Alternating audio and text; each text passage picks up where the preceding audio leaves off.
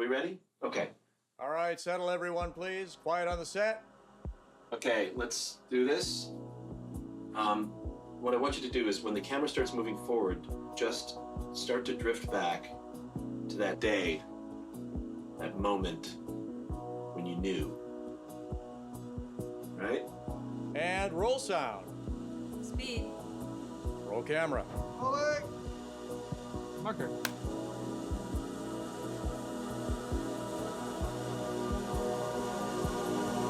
Action. I'm not in love, so don't forget it. It's just a silly phase I'm going through. And just because I call.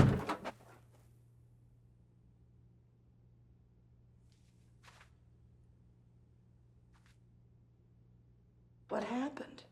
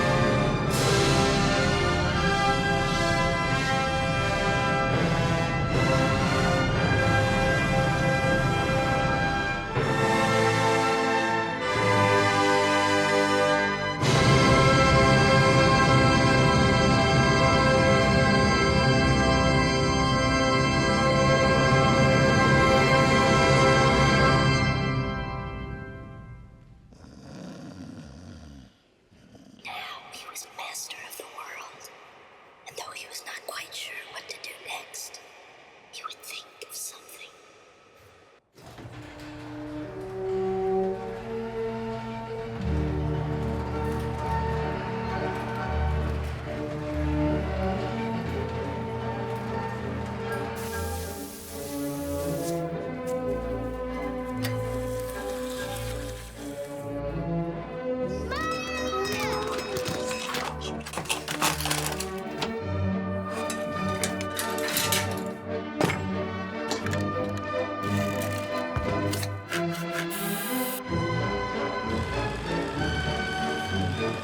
Not bad, Pat.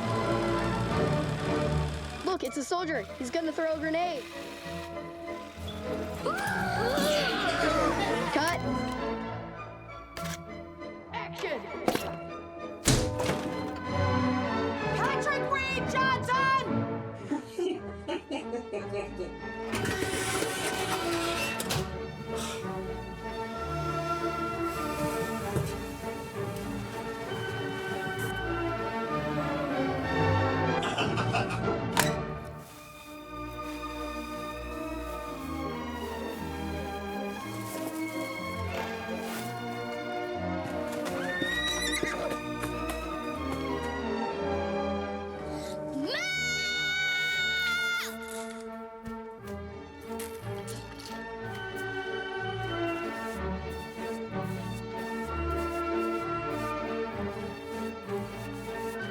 Patrick Reed Johnson!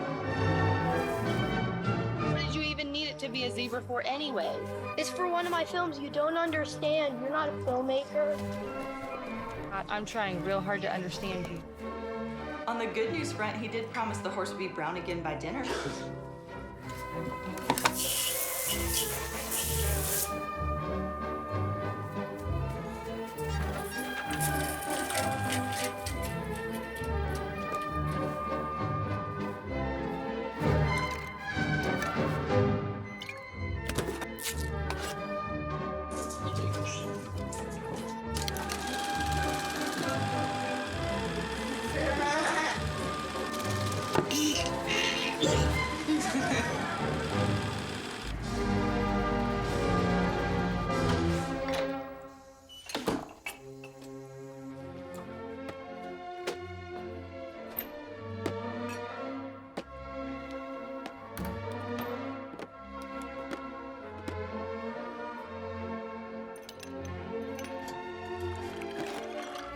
I was thinking, maybe it's time we thought about adopting another baby.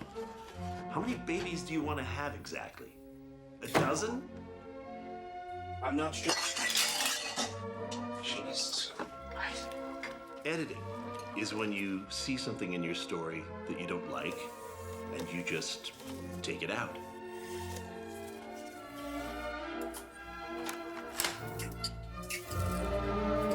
Take it out. Cut.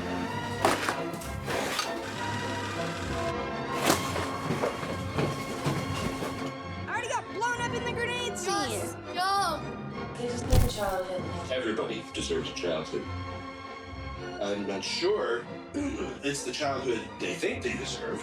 I think the childhood that people deserve is the one where they learn how the world works. I haven't always been wise or done what's right. But all make mistakes.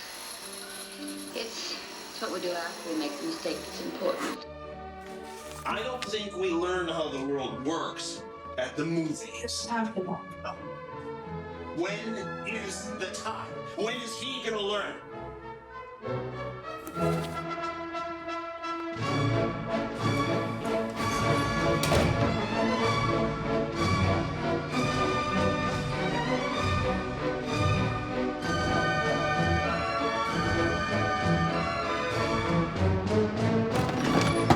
Patrick Reed Johnson!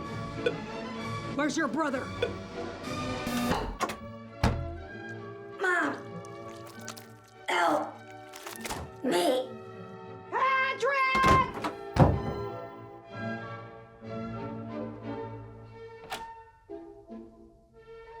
One of you is in big trouble. Steven Spielberg? Who the hell is Steven Spielberg? You're kidding, right? So tell me, Pat, what the hell's the difference between a director and a producer? Well, I don't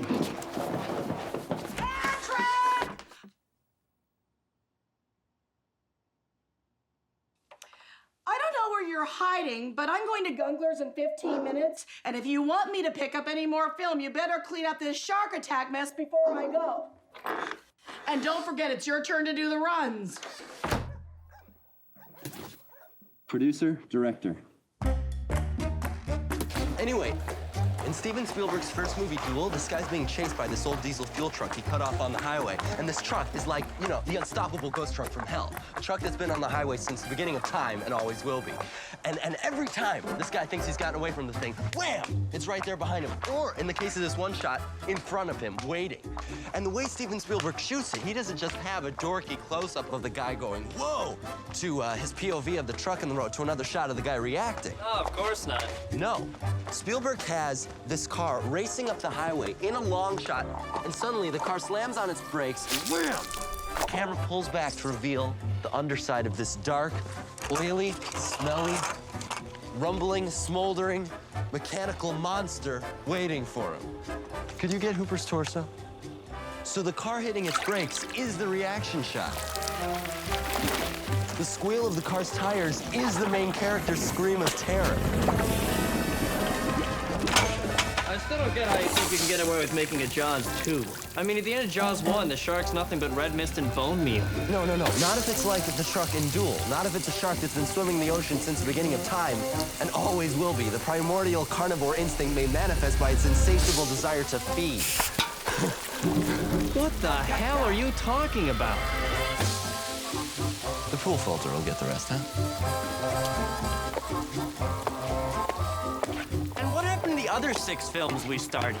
We're a movie studio, Bill. If we're gonna make it, we need to work on as many movies as we can. Or maybe we could just finish one. Requiem for the Planet of the Apes is almost finished. Almost finished?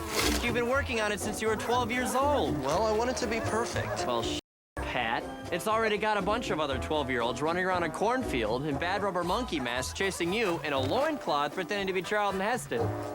What could be more perfect than that? Are you ever gonna start taking this stuff seriously? Hell no! Why not? Because I don't think that making little Super 8 movies in Pat Johnson's backyard is my ticket to Hollywood. Then why do you keep showing up to help? Because I feel sorry for you, Pat.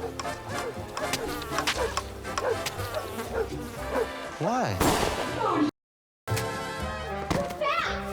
That wasn't a shotgun! It's my stupid brother Bat!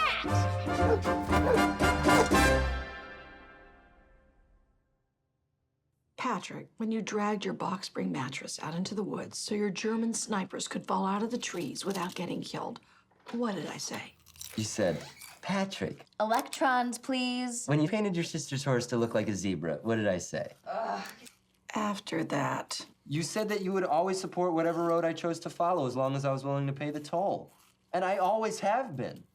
I painted Jody's horse brown again. You were 10. That was a noble gesture. But you're not 10 anymore. And I'm not paying for another pool filter. Mom, we don't need a new pool filter. Why is it that every time I blow the circuit breakers in this house, you panic? That's what circuit breakers are for blowing, to keep things from breaking when you push them too far. That's exactly my point. You're pushing things too far. Mom, the shark attack had to look like it was taking place out at sea, at night. We couldn't take the shark out to Lake Michigan past the waves or it'd be too deep to operate. Plus, we had to shoot it day for night because I don't have any decent lights and we couldn't use them on the water without electrocuting Bill anyway. So, the perfect solution was to shoot it in an insert tank. It's a swimming pool.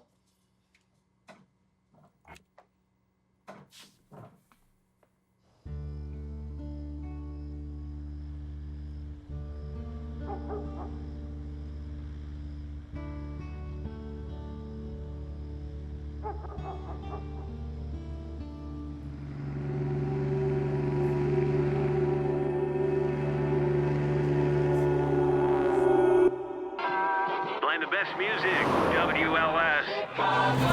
Your car shouldn't blow all your hard-earned dough. She's ready to go with Vesuvio.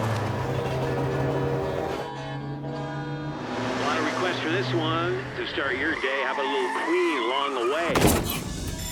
Good morning, Mr. and Ms. Warren High School. And all freaks hiding behind the ROTC jet smoking pot. This is this year's president of the student body, Bill Holmes, along with this year's resident of a student body, Pat Johnson. And these are the morning announcements for August 23rd, 1976. The new school year got off to a rousing start at the pep rally yesterday with over 100 members of the Warren Township Marching Band all blowing and beating their instruments in unison. Wrap it up, boys. Okay, today's menu is an old favorite. That's right, the cafeteria is serving mutloaf. Served with greenish beans and your choice of mashed potatoes or tater. I mean tots. Damn it, Holmes, you cannot say in the morning announcements. Well, you just did. Besides, my was a typo. I'm pretty sure it should have read tots, not t. Damn it, Holmes. And finally, in the sports report, the varsity football team, led by quarterback Doug Osterland, trounced Stevenson yesterday. At the victory party, Doug had this to say. Oh man, I think I'm gonna hurl.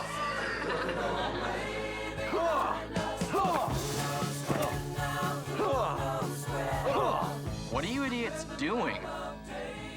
Practicing our pickup routine for parties. If one of us spots a girl we want to meet, the other one picks a fight and pretends to beat the crap out of the guy that wants the girl. Then the girl comes over and makes sure the guy who got beat up is all right, and gets him some ice and offers to drive him to the hospital and... Finds out he's a lying, cheating ass and hits him with a shovel. Oh. Only you would think this could work. Oh man, I think you're gonna hurl. Today's lesson, never mess with the alpha male. Oh, are you okay, Patty? Did he just say alpha male? Somebody get him some ice. See, it does work.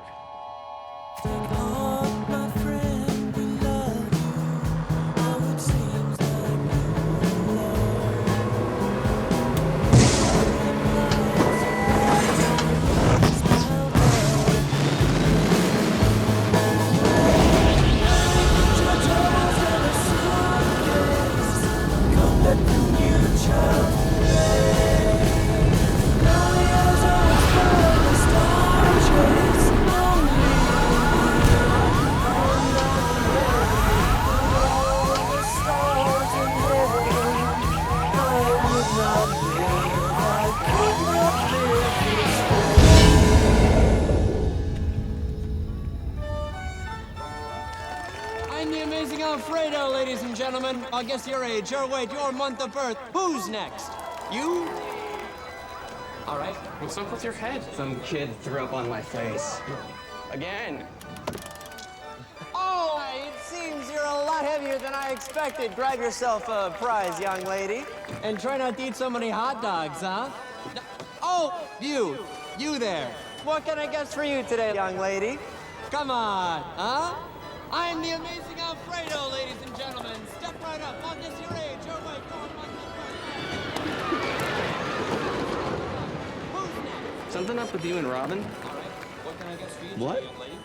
No. No. Writing my answer on my official amazing. She's Donnie. She's my best friend's girlfriend. Broke up weeks ago. What?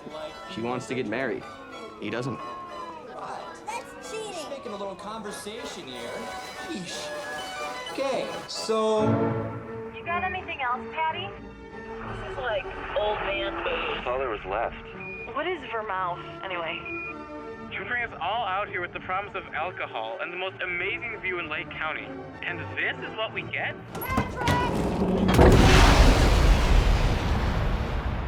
More booze, Pat.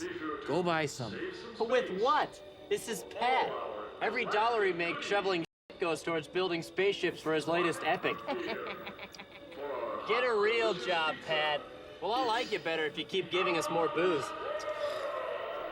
I'll like you better if you get under this blanket and keep me warm.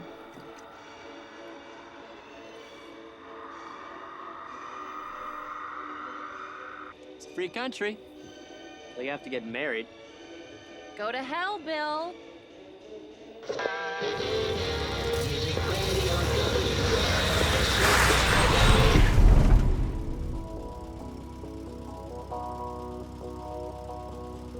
What? Nothing.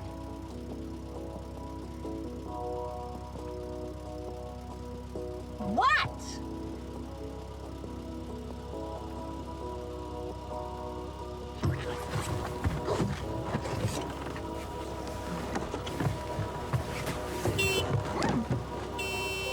Patrick. Patrick. Patrick. What? Why am I giving you a ride home? Because my car's in the shop. Why is your car in the shop? Have you ever seen Duel? Okay, well, anyway, I can't get it out until I earn some money.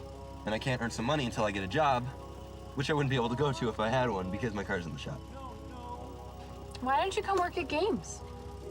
I don't think I should work in games if, you know, you and I are... You and I aren't. because of Bill. No! Not because of Bill. I don't give one damn about Bill. This right now is because of Bill and his journey to the center of Debbie What's-Her-Pants. Okay, well, if you guys are broken up for good, then why not? Because you're a goofy boy.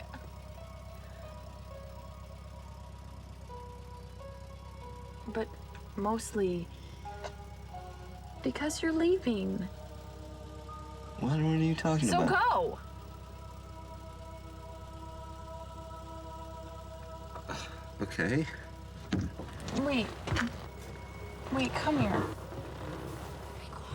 You are gonna find the perfect girl for you really soon. And then you'll finally lose your virginity. And then I'll be kicking myself because I didn't get to add it to my collection. Well, add it, please. Patty. Yeah. Get out! Get out!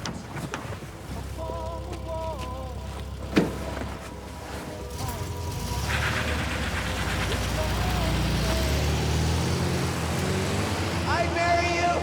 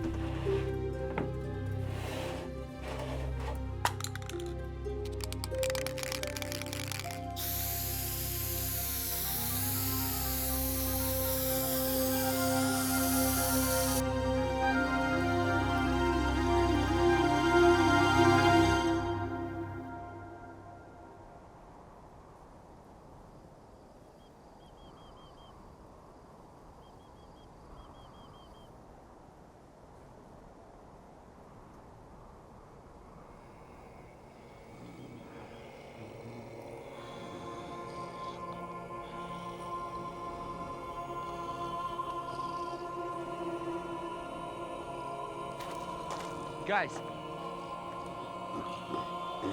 Guys. Check it out. Is this the coolest thing ever, or what? It's obviously not a natural rock formation. It's gotta be some kind of exotic alien unobtainium. But what does it all symbolize? Does the monolith represent a wall that we're destined to throw ourselves against forever? A headstone for the already doomed human race? Or is it a doorway to the infinite potential afforded by a boundless universe?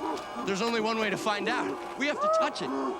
Don't be afraid. This is our big moment. Just think, somewhere beyond the far corners of the mind's eye, powerful beings beyond our ken are watching.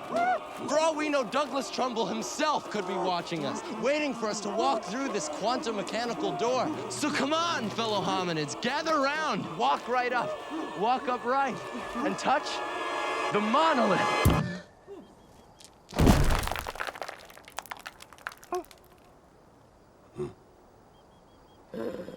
I can fix this. Patrick Johnson! Oh, no. What? Where's your dresser?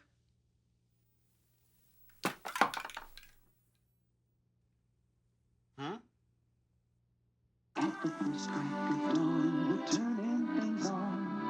Are there schools around that teach you how to be a producer? Director.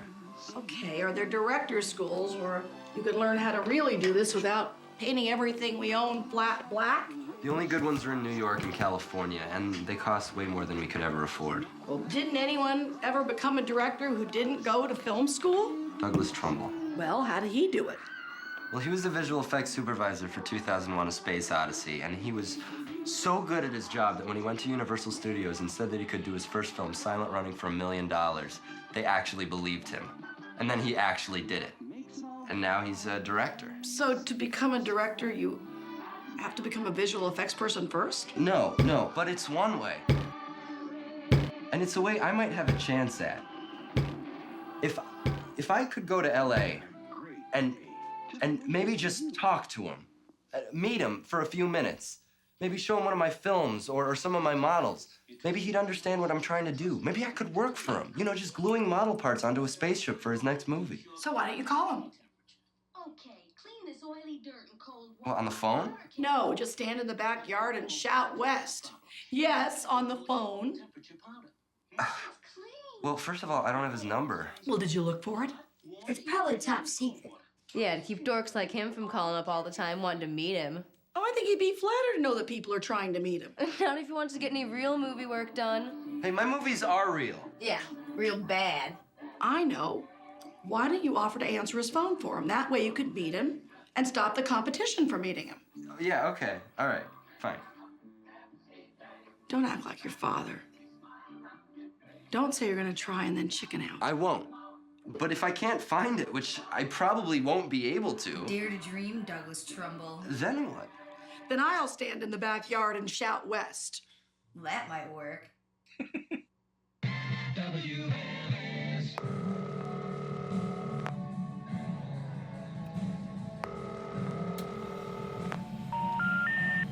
We're sorry. You have reached a number that has been disconnected or is no longer in service. If you feel you have reached this recording in error, please check the number. Calling Debbie Freund again? No.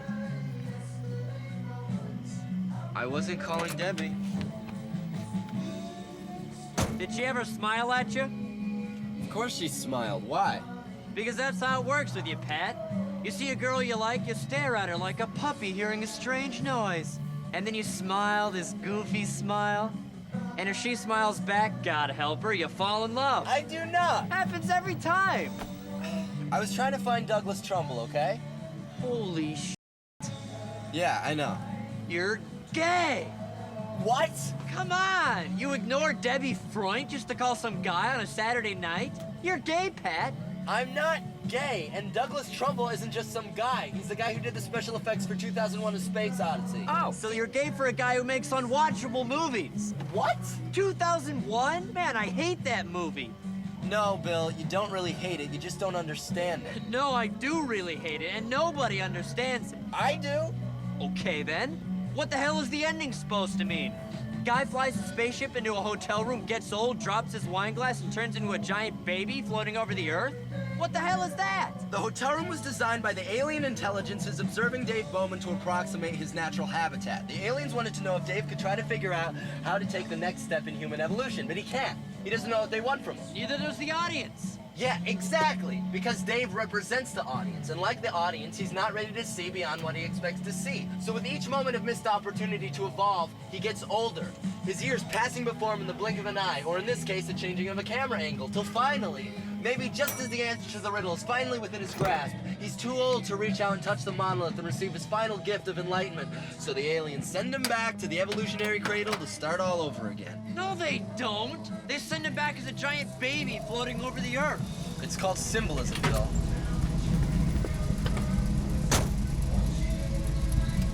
Pat! What the hell does a giant baby floating over the Earth symbolize? Well, if you're Arthur C. Clarke, who wrote the book and is an eternal optimist, then Dave was sent back as the Star Child, the firstborn in a new breed of man who might one day touch the stars.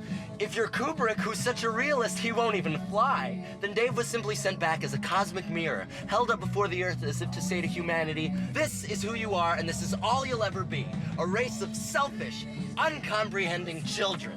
What the hell are you talking about? You know, you could save a lot of time destroying my reputation if you just wore a propeller beanie or spray-painted Geekmobile on the doors of my car.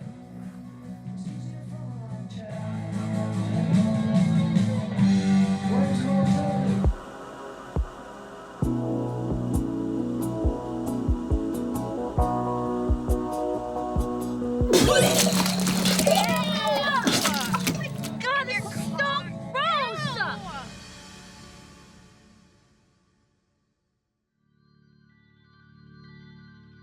Argent, hold your head up. WLS Music Radio 89. What part of Jaws 2 takes place in a shopping mall? We're not shooting Jaws 2. So what? More Requiem for the Planet of the Apes? And at the end, you're riding up the beach on a horse and you see a J.C. Penney sticking out of the sand? My God, they finally really did it. They marked down the world. Damn you! Damn you all to hell! We're shooting The Visitor. What the hell is the Visitor? He's this alien that's stranded on Earth after these Air Force F-14s that were scrambled to find out just what the hell went down in the cornfields of northern Illinois. Spot the heat signature of the car that contains these high school kids that saw the alien crash. Dad! You don't have enough money to buy lunch. How the hell are you gonna pay for an F-14? Can you let me out of this thing? It's hot as hell in here. Yes?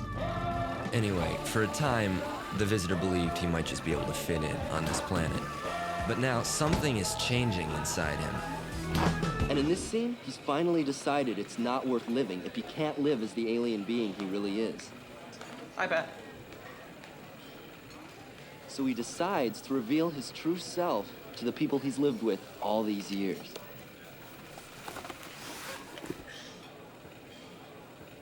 No matter what the cost.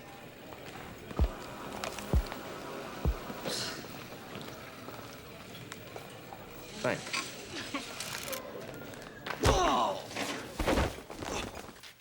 Today's lesson. Never pretend to be part of something you're not.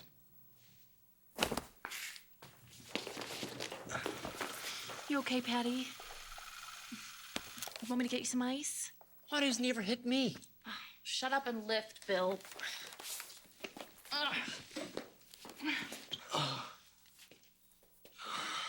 It's fine. He's used to it.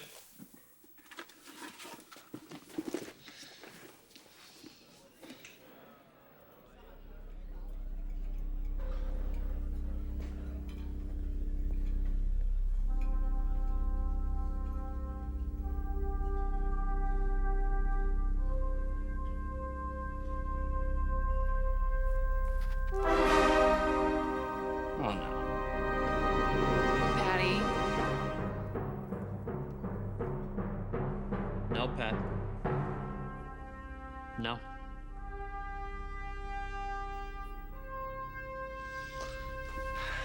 Definitely no.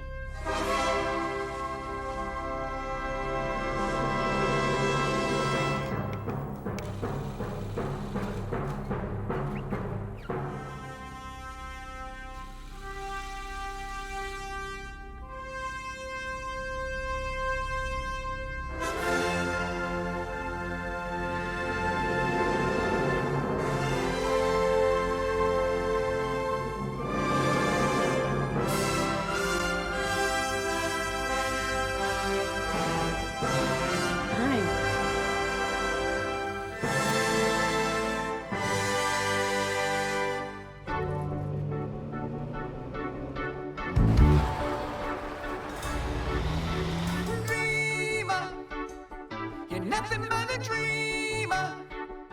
Well, can you put your hands in your head? Oh no, I said dreamer. You say you are a dreamer. Well, can you put your hands in your head? Oh no. You like dog? I said Yeah, I got about 43 at home. Linda, would you please do something with that yapping We mutt? just got one good one.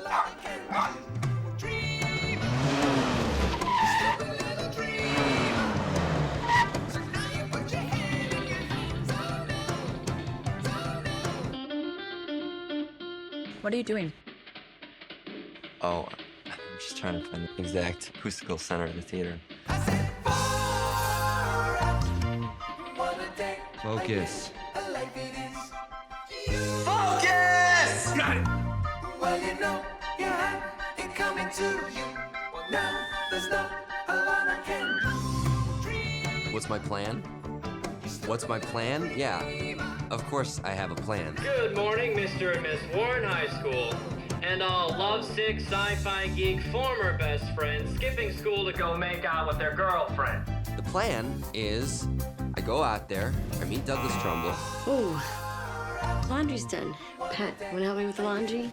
show him some of my models and drawings, maybe some of my films, and get a job. This doesn't bother you? Hey, does the Pepsi-Cola company know you're using their product as a floor cleaner? This is your student body president, Bill Holmes, and my imaginary friend, Pat Johnson. Hi, I'm Pat. Let's watch Star Trek. Do you want to see my model shop? Did you know that the mechanical shark in Jaws is named Bruce after Steven Spielberg's lawyer? Can you believe I'm still a virgin? Really? Damn it, Holmes! What? I can't say virgin? Well, there's something we have in common. Really? And in the meantime, I'll be staying with my dad while I save up to get an apartment. Yes, my dad. Yes, that dad. Hollywood likes Star Trek. Hey! Pat said your center speaker is distorting again.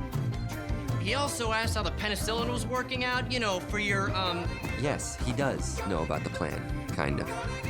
He thinks I'm coming out to check out medical schools. And what can I guess for you today, little boy? Guess who I'm in love with? Let's see. Could it be Douglas Trumbull?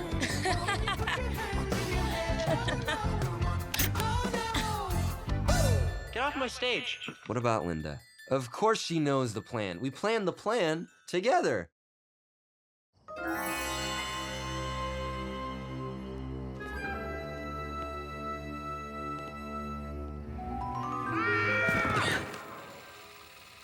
Cut!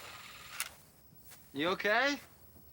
No, I'm not okay. I'm tired and hungry and full of burrs, and I can't see anything in this stupid mess. Maybe he could come up on all fours? No, a superior being from another planet beckoning us to join him out there, where we might learn the secrets of the universe, would not go up his boarding ramp on his hands and knees. Yeah. Probably wouldn't arrive in a hubcap filled with Christmas lights either. Yeah, probably not. Hey, can I take this stupid thing off? It smells like feet. Yeah, go ahead. We're done tonight. But we didn't get the shot. We're done. Good night. Girls ruin everything. You give me hope for mankind. Go to hell, Bill. So have you ever seen one? A UFO? Well, when I was a kid, I used to watch planes take off from Waukegan Airport. You could see them just over those trees there. But you couldn't hear them. There were just these blazing, silent lights. coming this way. And every time a plane took off, I thought, or wished, that it was a UFO coming to take me back. Back? I thought that maybe I was an alien. What could possibly have changed your mind? Well, my dad said that UFOs didn't exist, and to prove it, he drove me down to the airport to watch a plane take off. Wow. Plus, the aliens never did take me. So, where do your alien relatives come from? The distant star system, Yeah, what's it called? Hollywood. Sounds like you need to go there then. Not without you. I never thought I'd find anyone who understood me, who'd accept me for who I really am. And then there you were, reading 2001: A Space Odyssey, and it was like, auga. That's the first thing you noticed about me? That I was reading 2001? Yeah. It was so weird. It was like we were meant to find each other. What? Now he was master of the world, and he was not quite sure what to do next, but he would think of something. Trey? God, I love this book. Sorry. So then I figured, hey, if I skim through this, maybe I'll finally understand the movie. Well, it's really not that hard to understand when you really think about it. Or if you stay awake. Oh, don't be mad. I still love you, even if you're the only sci-fi geek in town.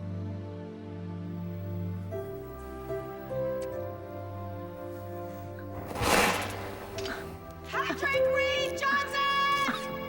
Oh, great. Don't worry, I got it, Mom.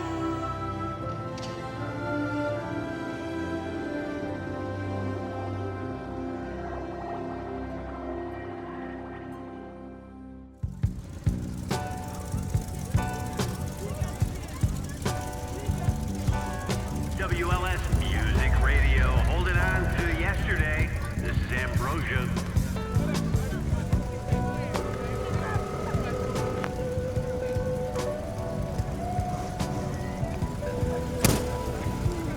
Calling your gay special effects lover again? Linda, happy? Not a great conversation? No conversation. She's always working. Oh, what a tramp.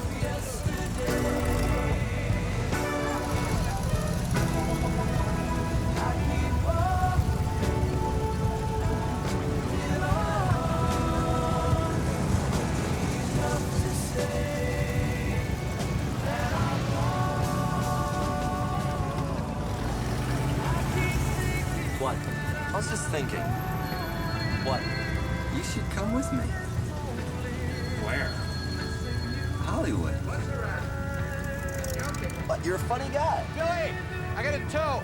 Take care of the shop till I get back. I'm also a practical guy, Pat. My name's on the sign at Buds & Sons. Your name is apparently up in lights somewhere out there. Or maybe just in the theater of your mind. Either way, I'll leave the Hollywood stuff up to you.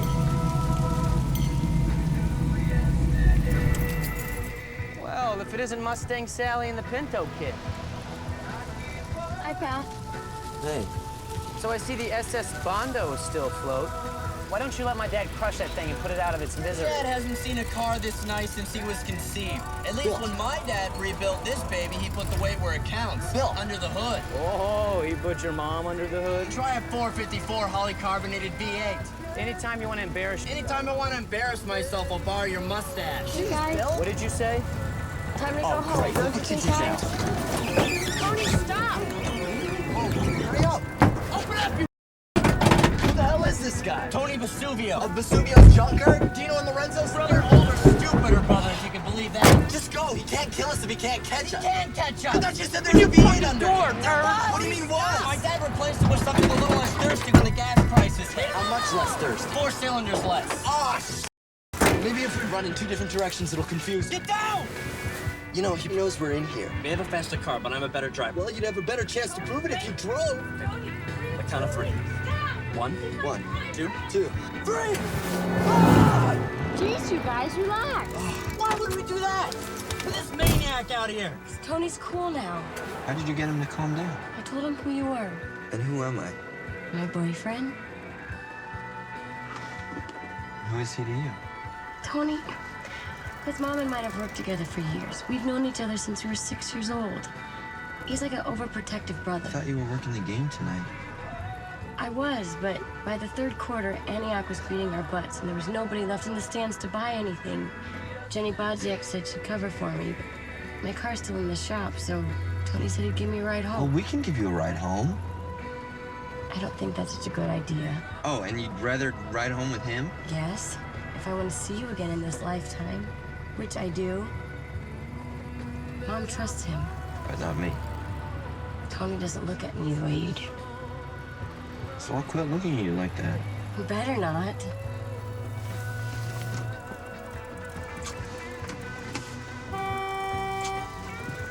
I should go. I love you. That'll help. As what? The rest of our lives, silly boy.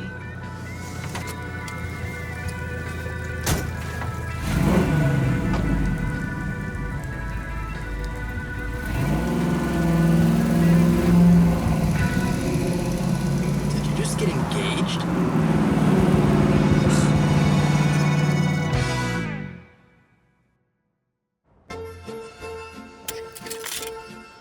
The best thing about an Airedale is it can take down a grizzly bear and still be the best playmate your child can ever have. Did Linda call?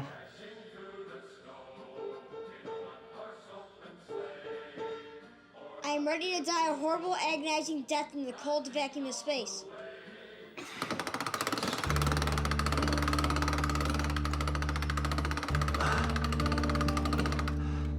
All right. Ready? Yep, here we go. Now, you're in space, so float. Now you're asphyxiating. What's asphyxiating? You can't breathe. You don't have any air. Come on. Like this, like this. There you go. Don't look at the camera. Why would I be looking at anything? I'm dying. What if I throw up in space? You're not gonna throw Wouldn't up. that be cool? Don't throw up. I'm gonna do it. That's very funny. I go. Better not throw up. Oh, that's disgusting. Don't do that again, okay? You got it on the lens.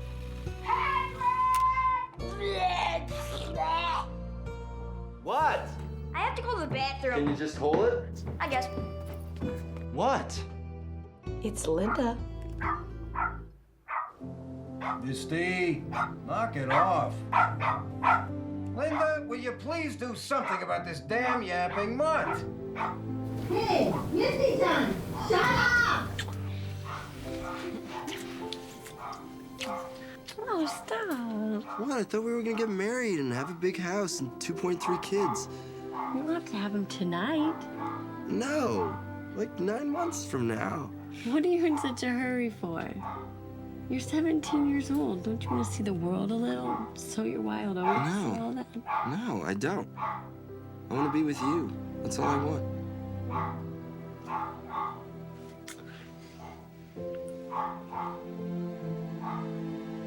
Oh, shit!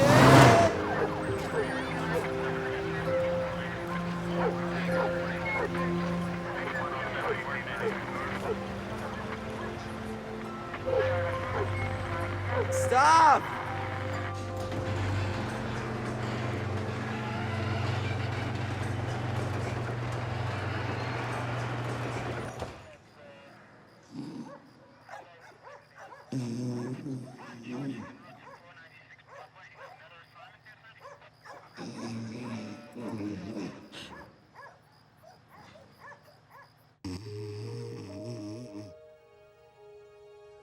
He kept asking if you got the shot. He wanted to make sure that he'd done it right. He didn't want to waste film. I feel bad enough, okay?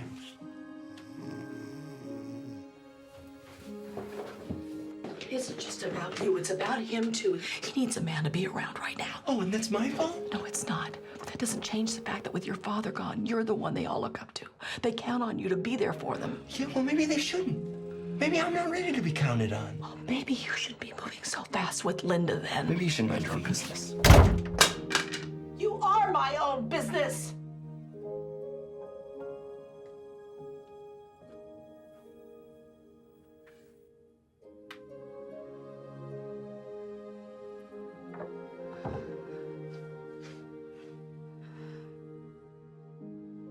I think you should graduate high school first and find out what it's like to live in the real world. This isn't the real world. This is your parents' basement.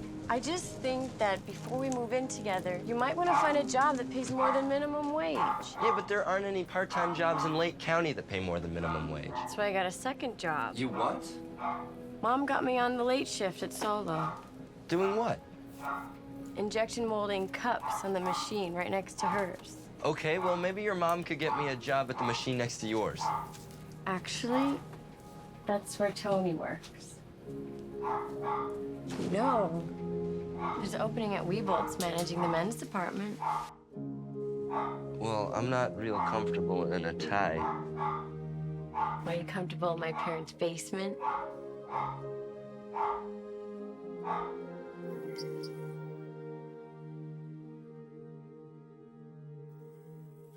And that'll be it for this amazing Alfredo. But luckily, due to the miracle of our patented identical costume technology, you'll hardly even notice the difference as I turn things over to the amazing Alfredo. Okay, Rick's watching. Don't embarrass me. Do I ever? Oh my God. Hi. Ladies and gentlemen, permit me to introduce myself. I am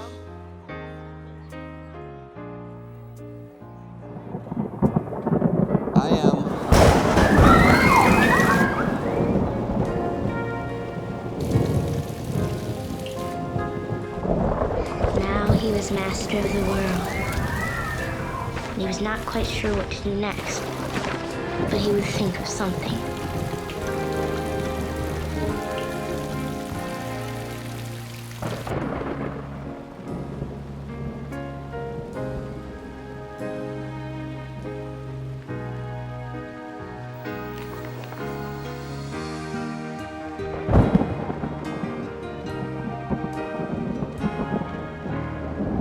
I am the amazingly wet Alfredo. I shall guess your age, your weight. Guess who I'm in love with? Her, Janet Johnson, Stoneward Jared. Got the job. We're going to Gage's Lake with Bill and Robin to celebrate. Have I got a dog for you? He's had all his shots. He's completely house trained, very well behaved. He needs a haircut, but we do grooming here as well. But seriously, he's been making these little moves since he was 9. You know, with the home movie camera his dad left behind. But they're really something. He did this one, which is like those Planet of the Apes movies, and he and his friends stuck straws up their noses so they could breathe and put plaster all over their faces and made molds and sculpted ape faces and made masks out of liquid latex, and then they went out and put together sets and little models and shot the whole thing themselves, and it's really good. And they showed it at all the grade schools around the area, and he was even in the local paper. But now, all he thinks about is getting out to California and meeting those movie heroes of his, like, what's his name? The guy that did all the trick photography on 2001? Special effects. Yes, that's right, Douglas Trumbull. But here we are in Wadsworth, Illinois, and I don't know how to help him. And I certainly don't know anybody in Hollywood, so here's what I was wondering. If I could save enough money and get him out there, do you think maybe you could talk to him and give him some pointers and maybe introduce him to this Douglas Trumbull person?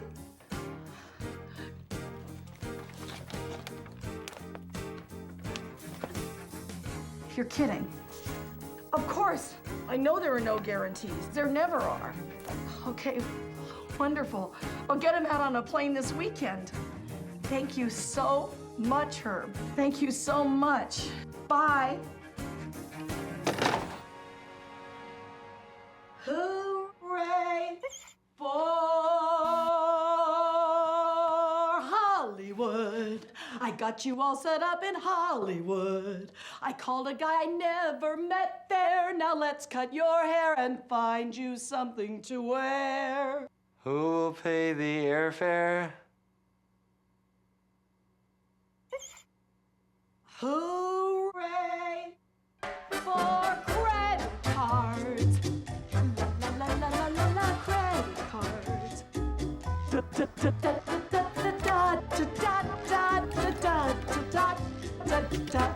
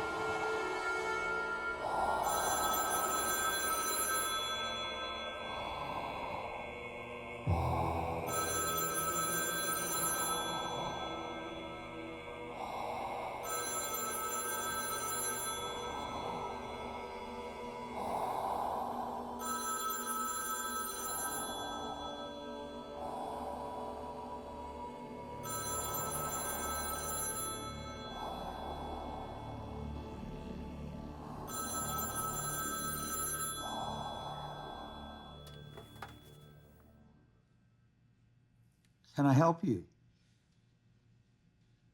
I'm Pat Johnson. Hi. I'm Herb Lightman. Welcome to Hollywood. Thank you. Thank you. Oh, I'm also Malcolm Higgins. And Stephen Blum. And Ari Roscoe. And Colin Anderson. And Philippe Castro Jr. You write the whole magazine? When I'm not entertaining the folks from out of town.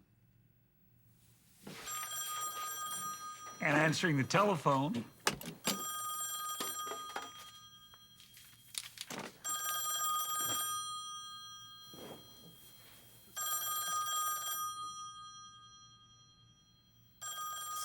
So how does one get to be the editor of American Cinematographer magazine? One sets out to become a big Hollywood director.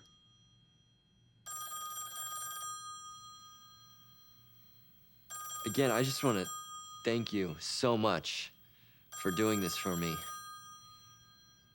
Thanks a lot.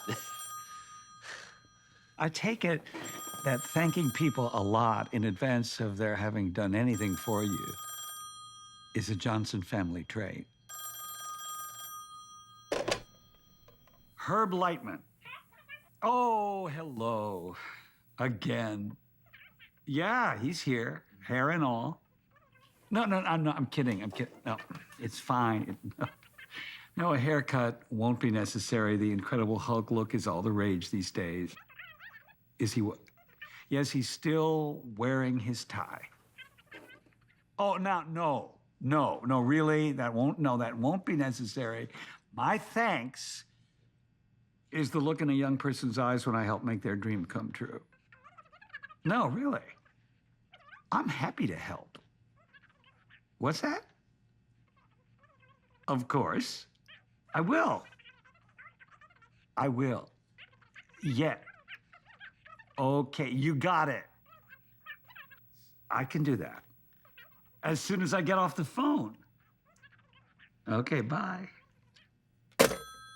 You will never guess who just called. Yeah. Sorry, She asked me to remind you to thank me for doing this. Thank you. Oh, sorry, right. Your thanks is the look in a young person's eyes when you help make their dreams come true. That's right. And you know how many times I've had the pleasure of seeing that look in a young person's eye when their dream comes true? Precisely never.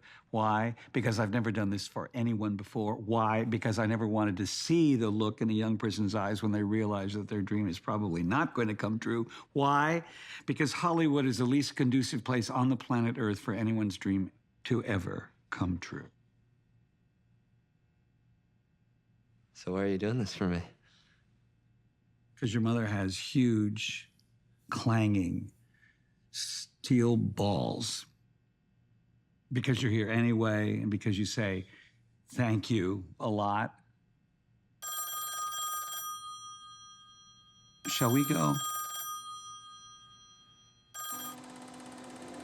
So, tell me something. Of all the people in Hollywood you could pick to meet, why Douglas Trumbull? Have you ever seen 2001: A Space Odyssey? Well, it took a while to finally get to Los Angeles, but yes, I've seen it. Did you understand the ending? Of course. Did you? Let me guess. You're a hand grenade and I just pulled the pin. The riddle is nearly within his grasp. He's too old to reach out and touch the monolith and receive his final gift of enlightenment. So they send him back to the evolutionary cradle to start all over again. Kaboom. Well, I'm Herb Lightman, if you could call him. Because I think they know him. Okay. Sure. Well, the good news is, You can go in now. thank you. What's the bad news? Bad news is that Douglas isn't here today. Did you tell him I was coming? I told him I was coming. Well, I mean, there's still probably a bunch of cool stuff to see, right? I could leave him a note. I have some pictures of my models. I could leave him my movie and my projector. I mean, it's worth a try, right? You're asking the wrong guy. It's worth a try. Okay, we have Curiosity. Roll camera.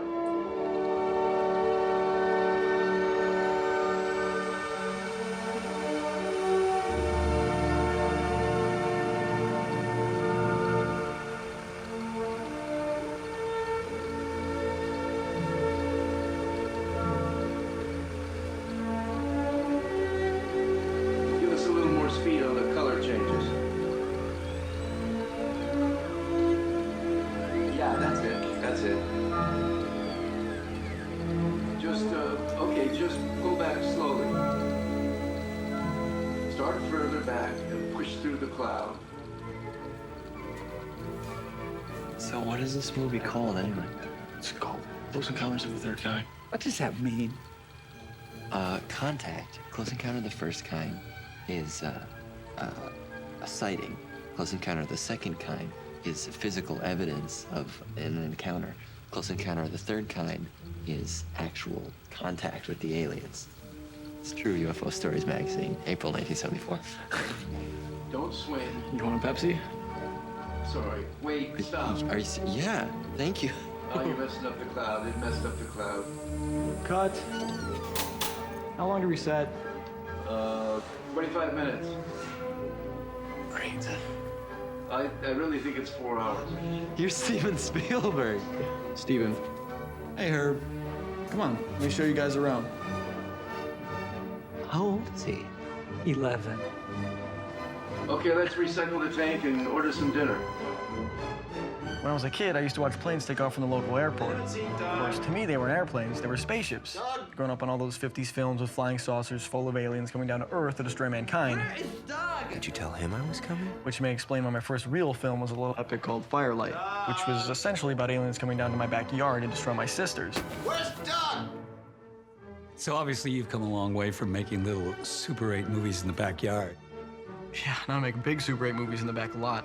Still, knowing what you know now about how difficult it is to really do this, I wonder what you would say to the 17-year-old kid in the backyard who thinks he's got it all figured out. I say, if you're so smart, what are you still doing in your backyard? But if the kid were to get up the courage to leave the backyard and show up on your doorstep looking for help. I'd say get your own Douglas Trumbull, if you could find him. Speaking of which, could we talk for just a bit about exactly what Douglas and his team are doing for you here? I knew I wanted to show flying saucers in a way that they'd never been shown before. Close Encounters, I had to go very effects-heavy film, a real alien. His name is Douglas Trumbull. We worked on a little film called 2001: A Space Odyssey. We're rejecting the sketches. We created forced perspective plan views from which Greg Jean and his model crew created miniature landscapes with an amazing sense of distance and very little actual space. The paintings based on rough sketches, and then Doug and Vilmos and I work out the color scheme. Who's Vilmos? The DP. The director of photography. I know. The worry was that the stars would become diffuse blobs instead of crystal points of light. So Richard Urasich came with the idea of burning the star fields directly in the inner positive, which meant doing a latent image pass through the optical printer and bypacking the star field element with the original unprocessed printing.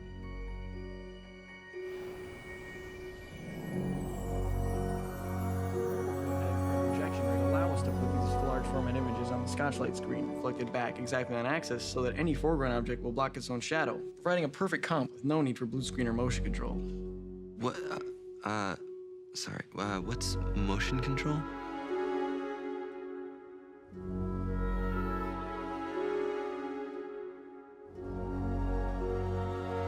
So I told the guys in the studio that I needed 5 airplanes. They tried to give me 3. I told them, you can't make a circle with 3 airplanes. You can make a triangle with 3, you can make a square with 4, but if you're gonna make a circle, you're gonna need at least 5 airplanes.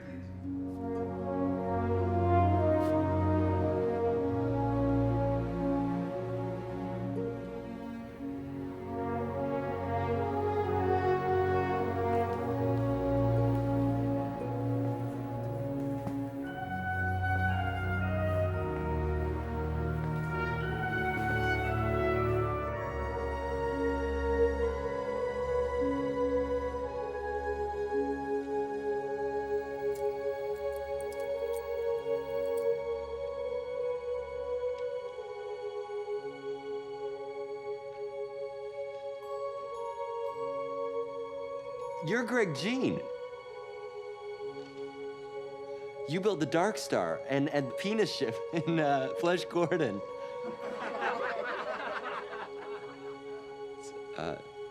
Starlog magazine. Security! Relax. We don't really have security. Obviously. You got me. Looking for Doug? Yeah, how did you know? Everybody's Because you had an audience with Steven Spielberg and you ended up in his model shop? I got lost. I know you did. So here you are at the intersection of fantasy and reality. Just as far from Douglas Trumbull as you were back in Wadsworth, Illinois, population 750.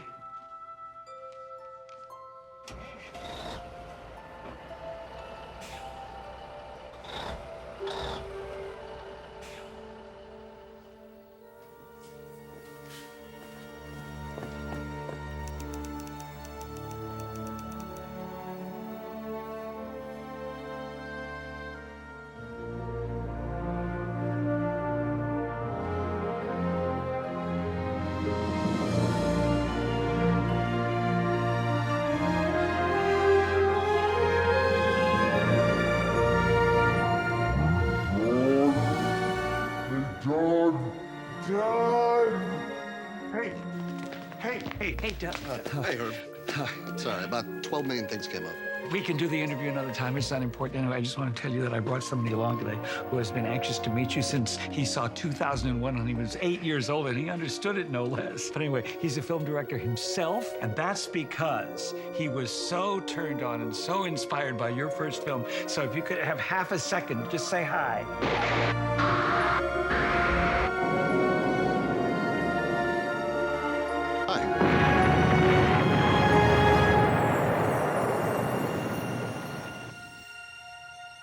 Nice meeting you.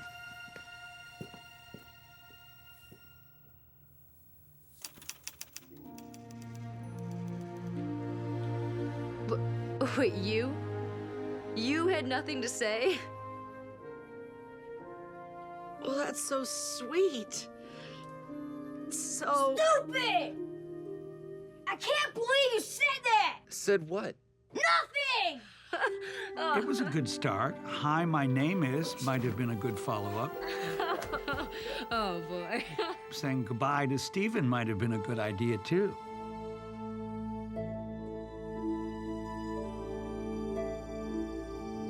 And that's it? After all this crazy hoping and trying and dreaming and nearly killing me making dumb movies in your backyard, that's all you got from your one chance at Hollywood?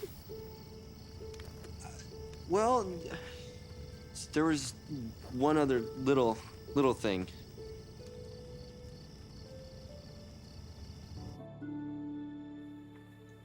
Hi guys, John Dykstra. Welcome to Industrial Light and Magic. As you can see from the poster, we're a little behind schedule, which means we're all a little over-caffeinated here, so please keep your hands and feet inside the ride at all times, no flash photography. Most importantly, remember to forget every single thing you see here, except for the cool stuff. The surface of the Death Star, a small artificial moon that goes around blowing up other planets, so we had to make a lot of it, so we made wood patterns and took molds off them with this Dow Corning Silastic liquid rubber, which is normally used to seal basements against flooding. Inject the molds with expandable urethane foam, like the stuff they squirt in the walls of houses for insulation. Whammo, repeatable lightweight modular sections. They're really easy to throw around. Those are X-Wings, part of a small fleet of battleships used by the Rebel Alliance to fight the Empire. There's the escape capsules right over here. And over here we've got the Millennium Falcon. Belongs to a space pirate named Han Solo and his Wookiee Chewbacca. That's the Rebel Blockade Runner right here. And we're over here we've got the Star Destroyer. And here is Luke's land speeder. Now that's Luke, his droid C-3PO, and that's Obi-Wan Kenobi. Wait, that's the Bionic Man action figure. Yeah, don't tell anybody. We're making this whole movie out of things you can find lying around your garage. Over here we have our breakaway models. They're made from a brittle resin, which explodes really nicely. Go ahead, break it. No. Here, check it out. No. What are you doing? Cool, huh? I can fix this. Now, understand, a lot of the blue screens still aren't composited. There's no music or sound effects yet. It's still got footage from World War II and stuff from Dam Busters and 633 Squadron standing in for the dogfight scenes. This is our screening room.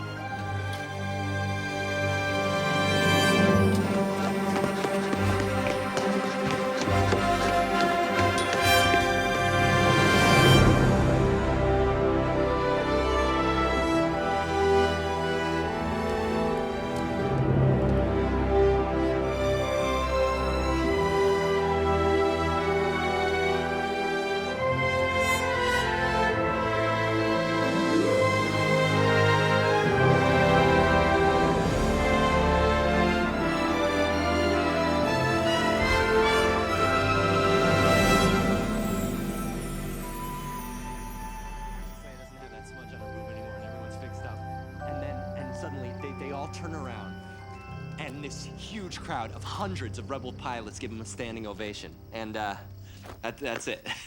That's the end. Okay. So, I just have one question for you. Go ahead. What the hell were those hundreds of other Rebel pilots doing while their pals are getting their asses kicked attacking the Death Star? Well, I don't know. Who cares? I'm telling you, when this movie comes out, it's gonna be like Woodstock. I'm thinking Nerdstock. When and where does this thing come out? May 25th. And theaters everywhere! You really met Steven Spielberg? Yeah, I really did. Did you show him your Planet of the Apes movie? No. Good. Oh man, we have to go opening night. We have to. Why? Go see this movie again when it comes out. See it opening day, first show. If it doesn't make you jump in your car and drive like hell to get back out here, then maybe I'm wrong about you. But I don't think I am. Hi. Pat Johnson says your center speaker's distorting again. Okay, bye. Come on, do it. No, I'm eating popcorn. The butter ought to make it easier. What are you guys talking about? Robin can stick her entire fist in her mouth. Don't ask her to prove it, though, even with something smaller. I could put my entire fist in your mouth. Now Welcome we're to the starting Genesee something. Theater. Okay. Please refrain from talking during Pat, the there's feature no one else in presentation. the theater. This might be it, Bill. What? You say that every time. And every time we end up staring in awestruck wonder at the coming attractions to Logan's Run. Or Breaker Breaker starring Chuck Norris. I like Chuck Norris. And really, Pat, if this Space Wars thing is so great, then why hasn't there been any hoopla about It's it? Star Wars. You know what I think? I think you're making this whole Space Wars thing up. It's Star Wars, and why would I do that? So you had something to tell people about your trip to Hollywood other than I blew it. I didn't blow it, Bill. You met Steven Spielberg and Douglas Trumbull, and you came back. Why would you come back if you didn't blow You guys it? are having one of your fake fights. Why You're did I wasting come your back? time. I came back because I had to finish The high guy school. who directed Now Jaws. you're acting like you knew that. I Maybe told because you I'm that. too busy watching the coming attractions to space. It's Star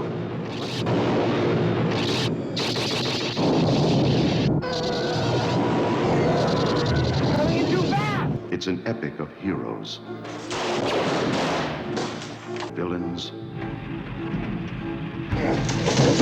aliens from 1,000 worlds. Star Wars, 1 billion years in the making, and it's coming to your galaxy this summer.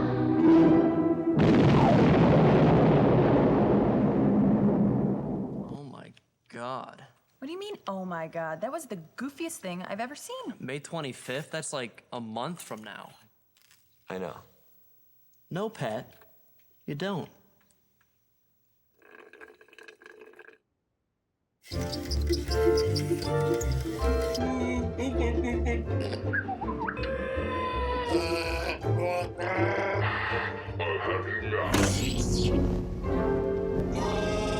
All right, like I'd waste my time on some dorky sci-fi movie. Oh, so you don't have your little Star Trek parties anymore? Shut up! You probably shouldn't see Star Wars anyway. Oh, why's that? Well, there's this thing in it called the Death Star, which could take out the Enterprise with one shot. The Enterprise has deflector shields!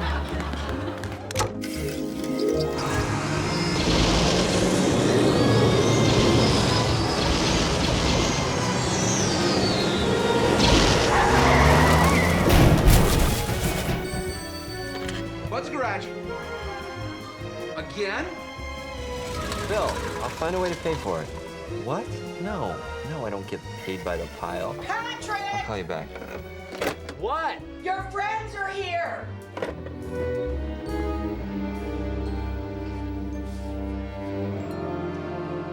Hey, Hey. I heard about your car. Yeah? Look, we got off to a bad start, and I was thinking if you and Linda are gonna be getting married or whatever, you're gonna need money. Okay, so? So, Tony thinks his dad would be willing to fix your car for free. Linda being family and all.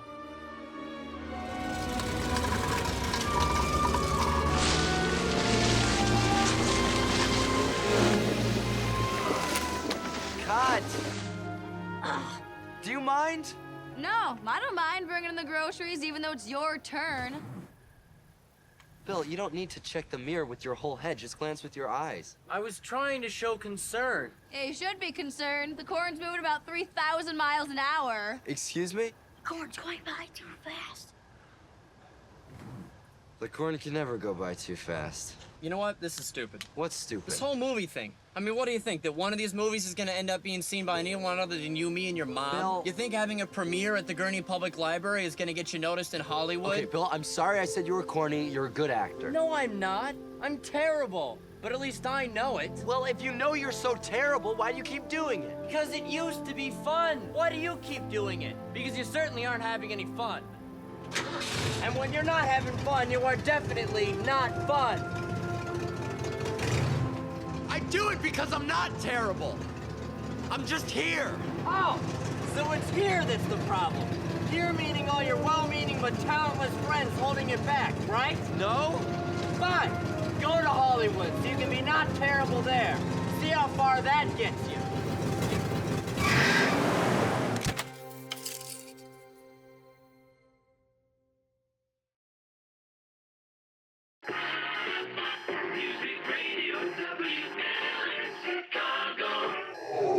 Don't be alarmed. It's only the death breath of the Dark Lord. Star Wars starts today at select theaters. Rated PG. Parental guidance suggested. Good morning, Mr. and Ms. Warren High School. And all geeks sitting on top of the buses looking into the girls' locker rooms. This is your student body president, Bill Holmes, and these are your morning announcements for May 25th, 1977. The menu today that will live in infamy.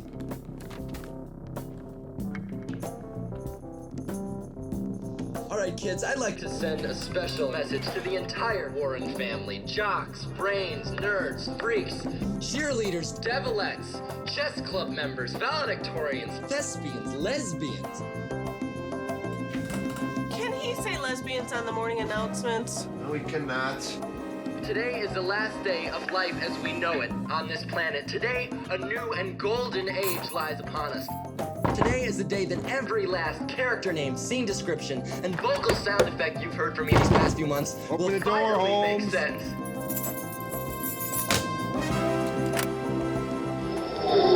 Don't be alarmed.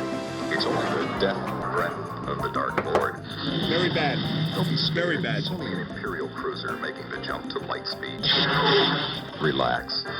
It's only a movie, and it's all for fun. Director George Lucas and 20th Century Fox. When I find it, and I will. Star Wars. Enjoy, laugh it up. Monkeys. Parental guidance suggested. It starts today at theaters everywhere. Everyone meet at the Gen Z at 3 p.m. The first 40 people to show up get in free.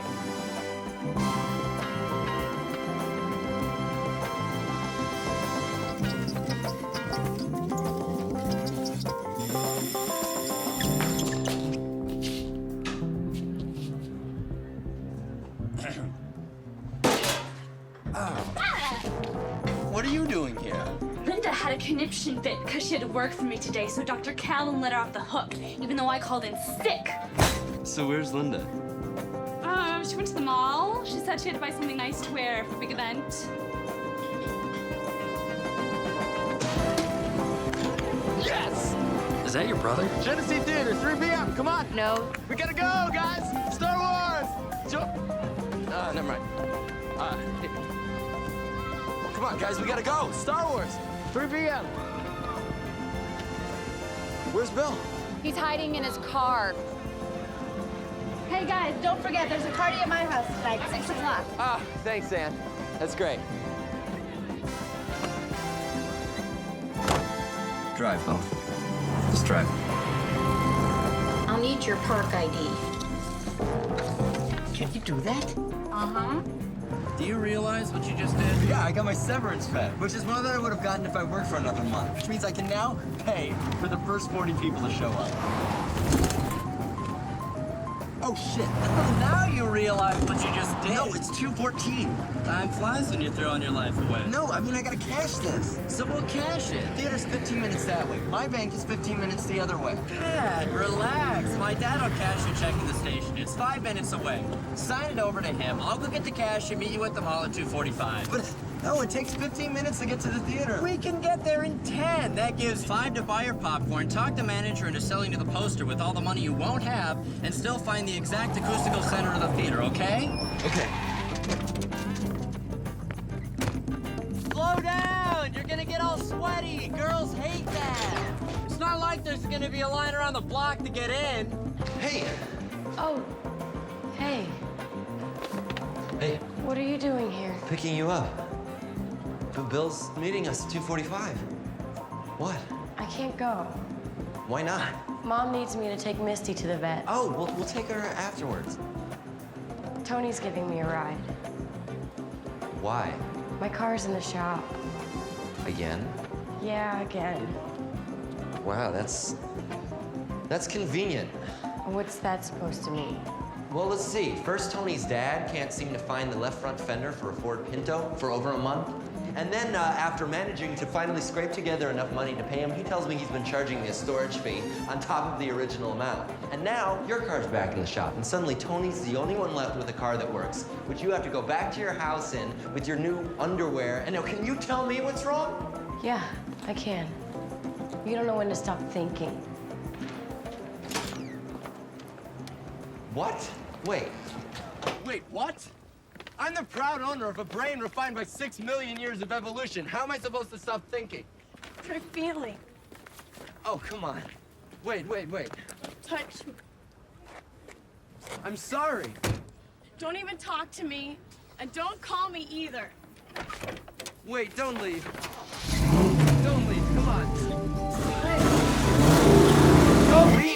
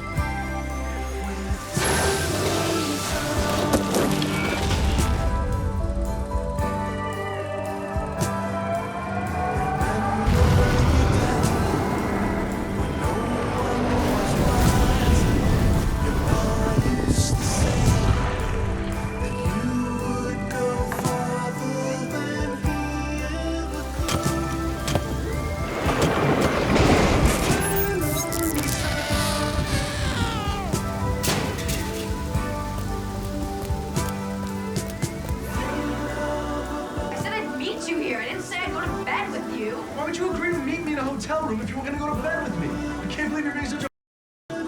Hey! Open this door!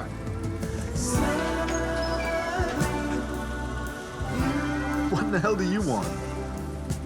I want you to leave my sister alone, you punk. Okay. Star Wars, 1 billion years in the making, and it's coming to your galaxy this summer.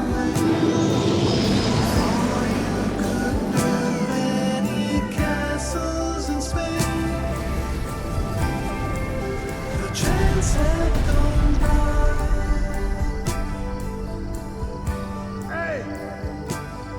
She's ready to go. Well, you got the dough.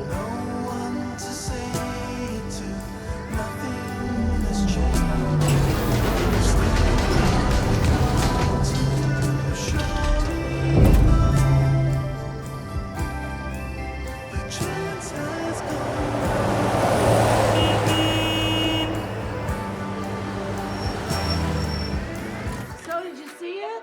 No, I thought you were gonna be first in line. things got messed up. What happened? Dodgeball accident. Then I missed the bus, and next thing I know, it starts raining, and Jody saw me walking home. Should have run it over. What's wrong with her? She's 16. She's a girl. Plus, she hates me. She doesn't hate you. I do so. If she hated you, why would she drive you home? So she could enjoy not driving me to the theater? Can I borrow the van? Eric took her down to O'Hare. What for? To ship a dog I sold some people in Atlanta. They wired the money, thank God. Great. Could I borrow $200? I don't know, when you walk by the runs, did you notice 2 million piles of poop? What the heck do you need $200 for? To pay for 40 of my friends to get in to see Star Wars. You know, they say if you have 3 good friends in your entire life, you're a very Mom, lucky... this is really serious. I need to get as many people as I can to the Genesee Theater, especially me. Well, it stopped raining. Why don't you ride your bike down to the theater? No, I sold my bike to buy film for Requiem for the Planet of the Apes, remember? What about Eric's bike? Reshoots. Okay, what about Jody's bike? It's pink. It's here. It's got tassels. It's got wheels. It's got a lock. You can use my bike.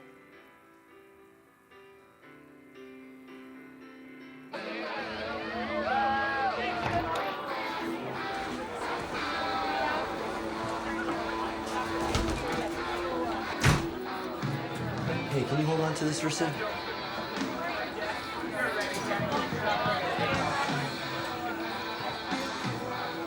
Hey!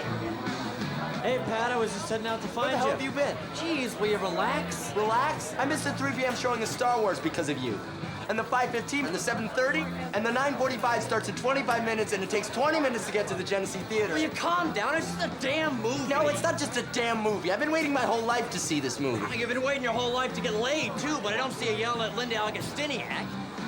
Okay, you know what? Forget it. I'll go by myself. Just give me my check, okay? It's in my glove compartment. I parked like a mile away. Besides, what good is it gonna do without a place to cash it and without me to take you there? Why didn't you cash it before? Why didn't you come back? Remember that night last fall when Robin gave you a ride home? Yeah? She came over late. She was really drunk. She told me if I didn't want to marry her, there was a guy she knew that would. Bill. I didn't come back because I found out who that guy is.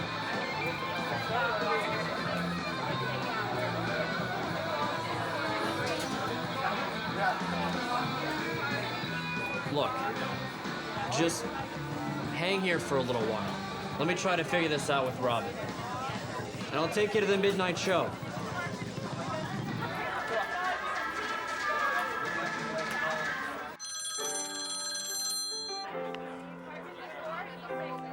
Hey, Pat. Hey, Donnie. How was Star Wars? It was great. Yeah, it's so great, in fact, that I went to the 5:15 and the 7:30 show. And later I'm going to the 9:45. Hey, what is this movie about?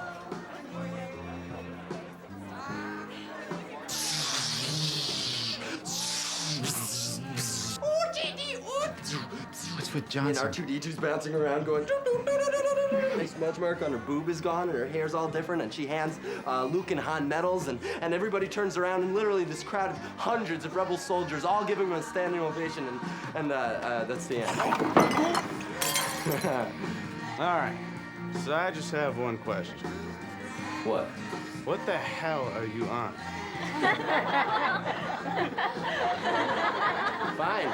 Fine, laugh it up.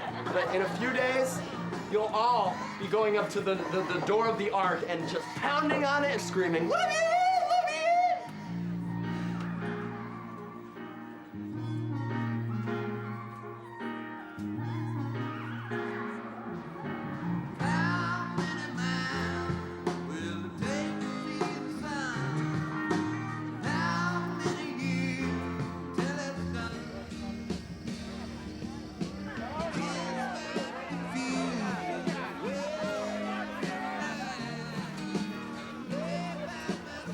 Hey, what the hell was that look for? What the hell were you doing making out with Doreen Blandis? I thought you said you were gonna work things out with Robin. Yeah, well, I also said I'd get you to your movie, and I'm gonna get you there. So come on, go. Hey, Moon Watcher. You can't get there from here. This ain't Cape Kennedy, and it sure as hell ain't Hollywood. It's just Gurnee. I'm not even from Gurnee. I'm from Wadsworth. Population 750, the edge of nowhere. Hey, a lot of famous people came from the edge of nowhere. Ray Bradbury grew up in Waukegan, and Jack Benny. And Marlon Brando went to high school right over in Libertyville. Yeah, and where are they now? Ray Bradbury? California. Jack Benny? California. Marlon Brando? Tahiti! Woohoo! Woohoo! Yeah! What, is this how you want to live? What? In a big house with a bunch of people having fun? Sure. Yeah, but what are you gonna do? What are you gonna be? What do you want from the one shot that you get at living? I don't know. Money, a big house, a wife, and 2.3 kids? I have no idea. Oh, bullshit! You want to make people laugh. That's what you want. That's who you are. Okay, Pat. Let's do our fight thing. Ready? No. Ready? Now! You want to be an actor or comedian. No, I don't. That's what you want me to be. So you can feel like you're not the only one chasing after an impossible dream. React! Ugh. But you're lying. That's all you've ever wanted. But you're too afraid of failing to try. Oh! You hit me on the forehead, man. I didn't hit you. Yeah, you did. I did. Oh, so you act like you don't care. Oh! Shut up and fight. Come on. You go along with the rest of the herd. That needs to believe that being intelligent and having hopes and dreams is for nerds or geeks or dorks. But inside, you know it isn't. Come on. Cut it off, man. What do you care what I do, huh? What are you still hanging around for? Just go. I do this all the time. What are you waiting for? I'm waiting for you. Why? You don't need me to drive you to California. You don't even need me to drive you to the Genesee Theater. Shit, Pat, you could have walked there and back 5 times today. I'm not the one who's afraid here. It's you, man. You're afraid you're gonna go see this movie and everything will be the same. He'll still be Pat Johnson making his little movies in his backyard. They're not little.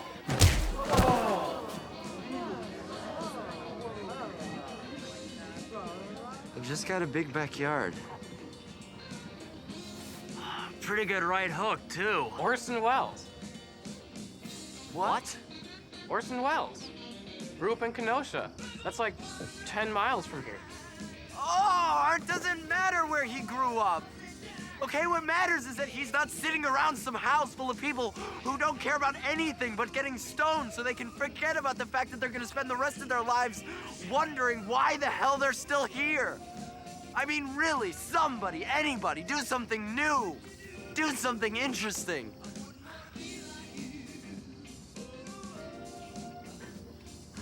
Okay.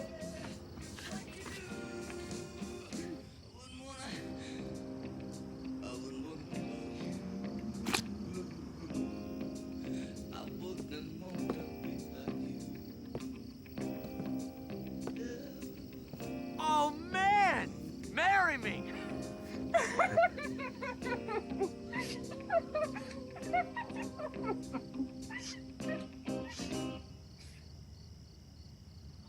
Did you just get engaged?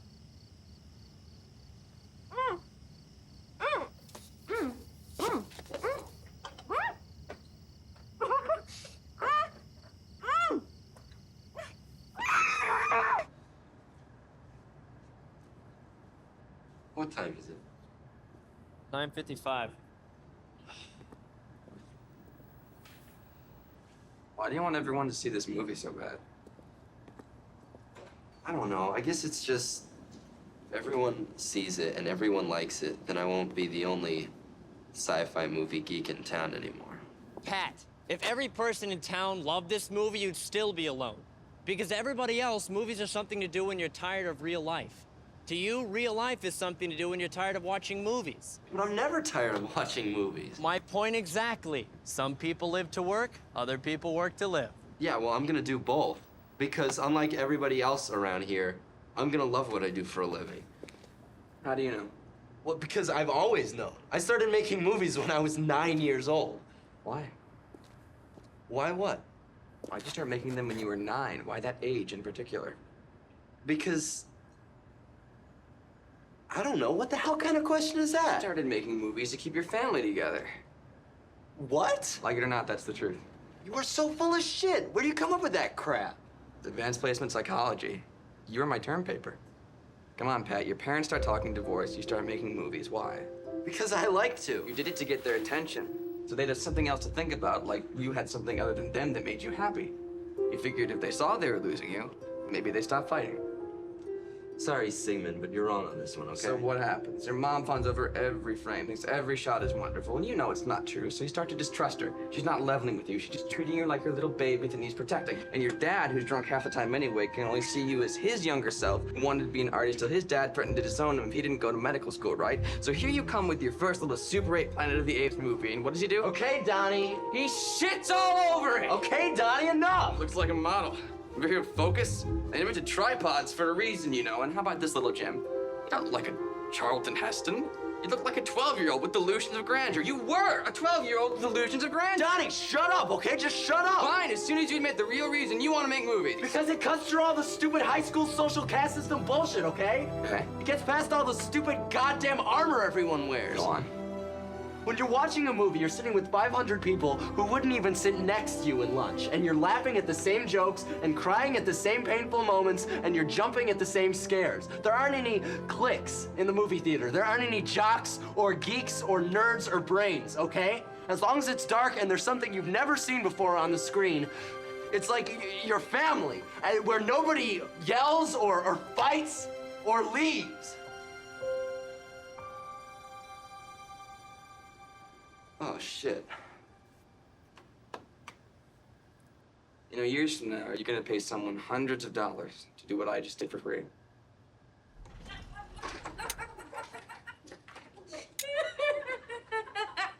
Congratulations, it's a fist. You got her hand out? Oh, no problem with that. Doctor gave her a little muscle relaxant.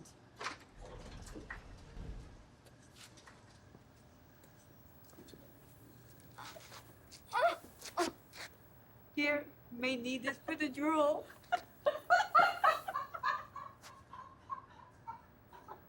What? Come on, I'll take you home. Wait, what about Star Wars? Ah! It's dark in the theater. Music Radio WLS Chicago.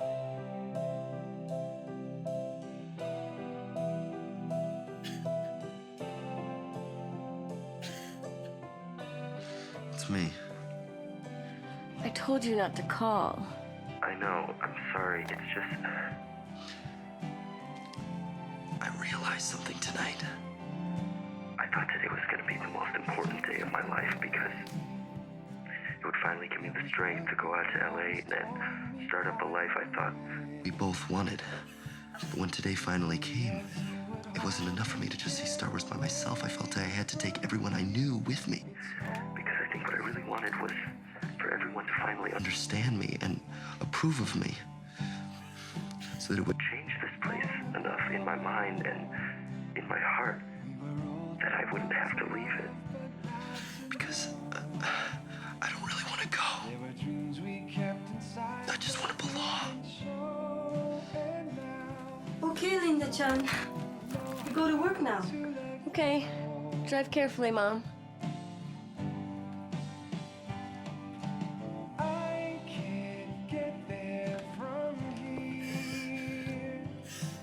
Pat, you've been waiting a really long time for this night. And maybe I didn't seem as interested as you sometimes. But I really did want to be with you. The first time. And I really want to be with you. Okay, then. Come and get me. Touch the sky. If you don't when you grow old, you'll wonder why. You did just what you were told. No one will cry for you. All you do is long to fly. I can see. Beam me up, Jenny! Falling, let it be. Listen to the voices calling out to all who You ready? hear. Don't let your fear push life aside.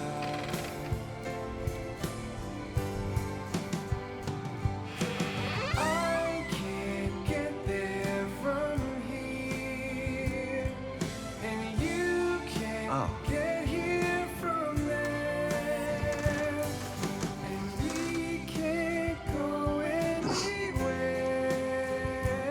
Why the long face? Sorry, I'm sorry. I can't help it.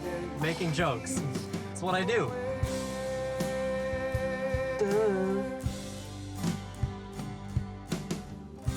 Are you sure about this? Uh-huh. Far beyond all the things we know. Wait.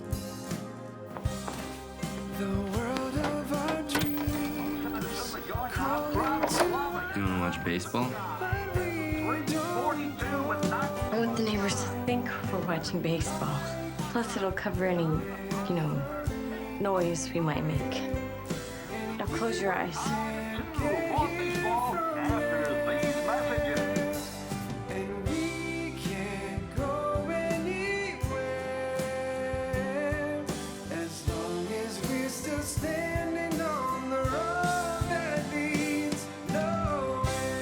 was a kid, they used to show these short films before the feature called serials, and they weren't very good. In fact, they were actually kind of terrible in a wonderful sort of way because you could almost imagine the actors suddenly turning to look out at you and saying, look, we know you can tell we made these sets out of cardboard, and we know you can see the wires holding up our spaceships.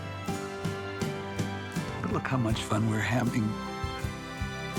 And those stupid little films meant more to me than any big budget Hollywood extravaganza because they gave me hope that with a little allowance, a little ingenuity, and a little stolen time with my dad's old wind-up movie camera, I could make movies too, and I did. Boy, did I. How much do you want to be a director, Patrick? I want it more than anything I've ever wanted in my life. Are you really sure about this? Do you need to be one?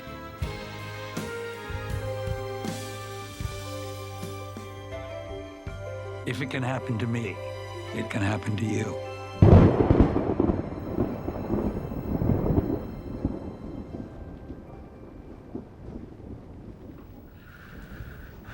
So how was it? It was amazing. How about for you? I meant Star Wars. Oh.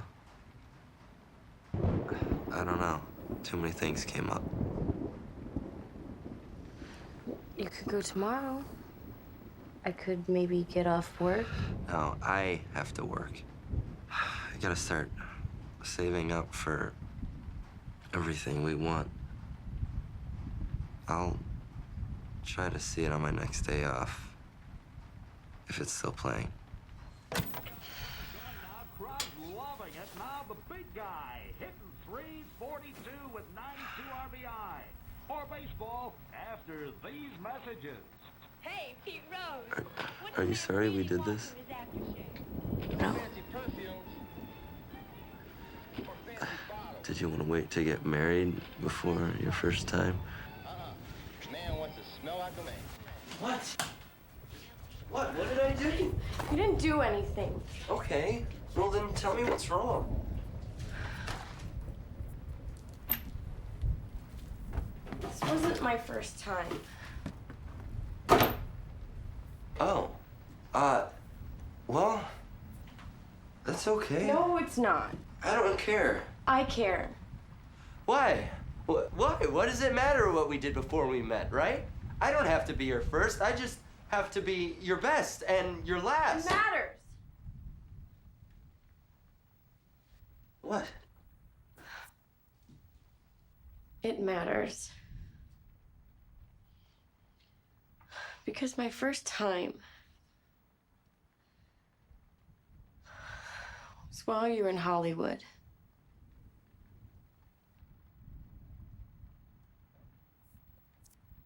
I didn't know if you'd be coming back. You were so excited about going and maybe getting a job. I didn't know you'd come back just for me. You were the only reason I came back, okay? You said you loved me. I do love you. Well, you have a funny way of showing it. No, this wasn't your first time either. Yeah, it was. No, it wasn't. Your first time was the day you saw the coming attractions for Star Wars. What? When it was over, I looked over at you, and you had tears in your eyes. So? So how could I ever hope to compete with that? Why Tony? Huh? What the hell is so great about him? Is it his car or his gold chains or his feeble little mustache? His zip code. What? He's here. I'm here. But he's not going anywhere. And I'm okay with that. In fact, it's what I want. To take what they say, just let it go. Just let it go. And if it hurts when they mention my name, say you don't know me. And if it helps when they say I'm to blame, say you don't know me. Just remember something. Life doesn't move at 24 frames per second. It moves a lot faster. And on this picture, you only get one roll of film. Don't tell them anything.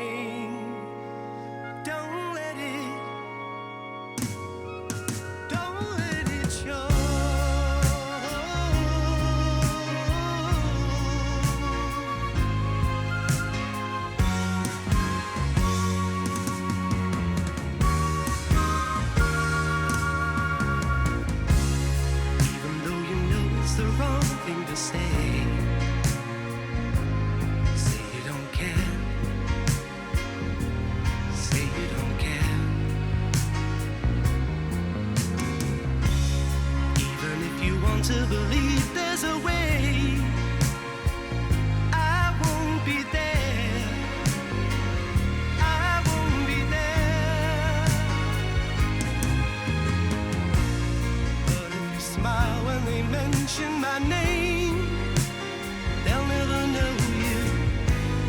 And if you laugh when they say I'm to blame, they'll never own you.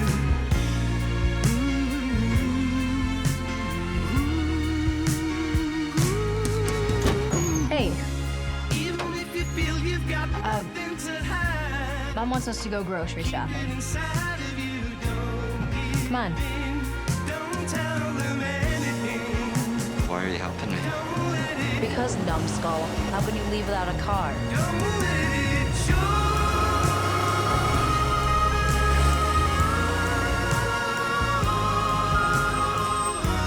Bye.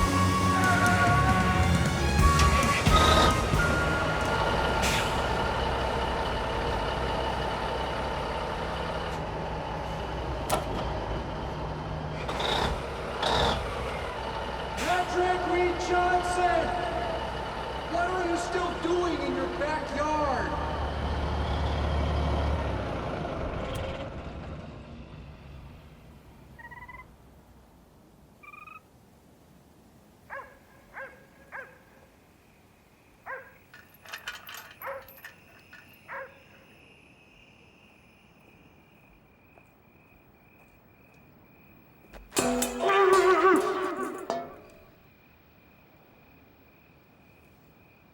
Where do you think you're going?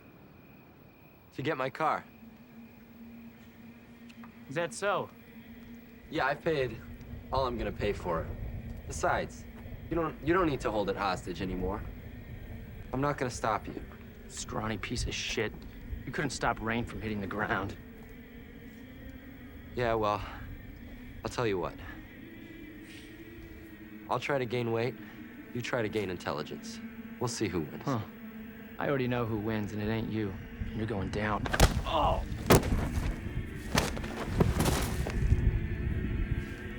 Get up. Jeez, Tony. Down, up. Make up your mind. I said get up! It's time someone kicked your ass. What's wrong? Don't you think you've done enough to me? What are you talking about? You knew that Linda was scared to go with me, and you played on it until you finally brought her down to your level. My level? Oh! What's my level? Huh? I work for a living. I don't expect the world owes me fame and fortune like you. You know, you think because you can direct little Super 8 movies, you can direct how people's lives are gonna turn out? I mean, come on. How are you gonna direct your way out of me dislocating your shoulder if I want to, huh? How are you gonna direct your way out of me shoving your face into the dirt so you choke to death if I want? Huh? Your brain may think up better fantasies than mine, but it ain't gonna think up nothing if I beat it out of your head with a tire iron, now is it? Is it?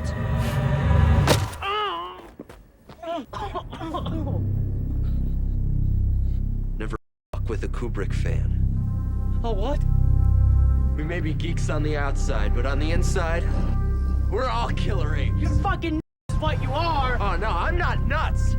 I'm evolved. My ancestors touched the monolith. Your ancestors watched. Jesus, back off, man, please. You mated with my mate. What? You rained on my evolutionary parade. No, wait. You want to compete with me for scarce resources on this dusty African plain? Well, step to the plate. I am Moonwatcher. Hear me roar. No, stop! We didn't really do it, okay? I tried, but she wouldn't go for it. She said she was in love with you. She wanted to be with you, I swear. She waited for you. We never did it. Then why would she tell me you did?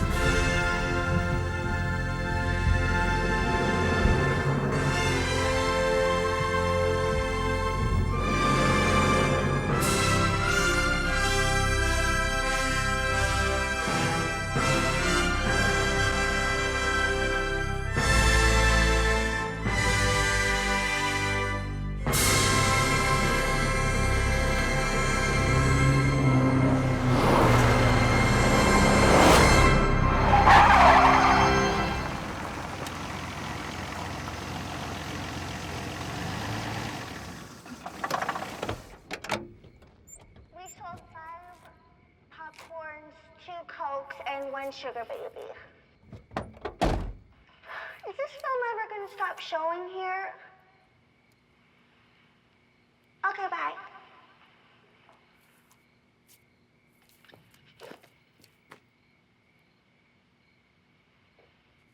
What are you doing here? Why is that up there? Why is what up where?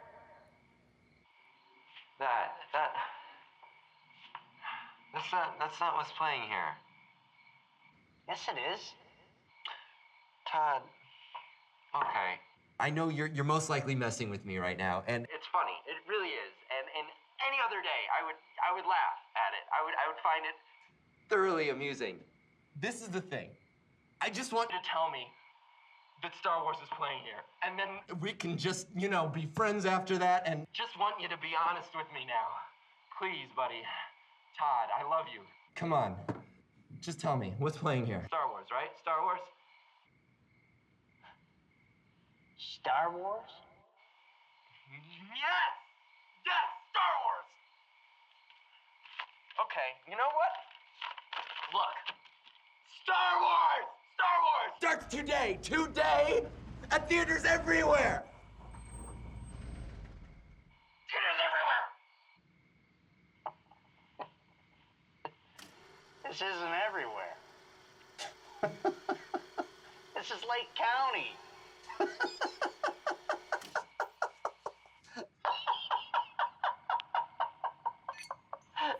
Everywhere. Todd. Todd. Oh, you're killing me. Todd. Todd.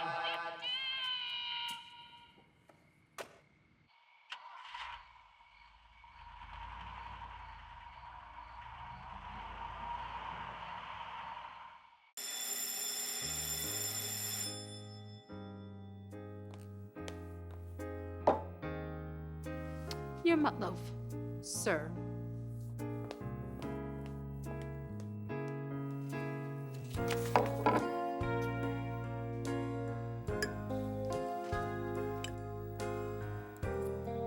What are you doing here, Johnson? Eating Mutloaf? Huh. Well, it's senior skip day. Why aren't you skipping? More Mutloaf for me. You're a weird kid, Johnson.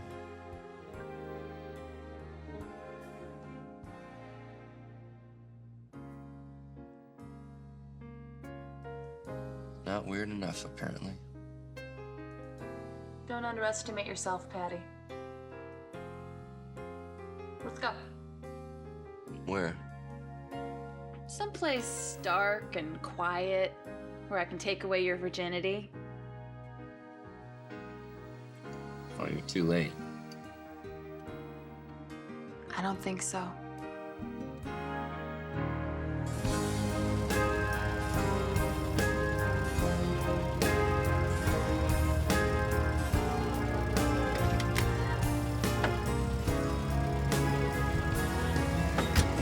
The lobby cards are gone, and they've stolen all of the posters. They just picked the locks and ripped them right out of the cases. I was afraid they were going to take the film, so I put Eddie on guard outside the projection booth. Hey, hey! Balcony's closed!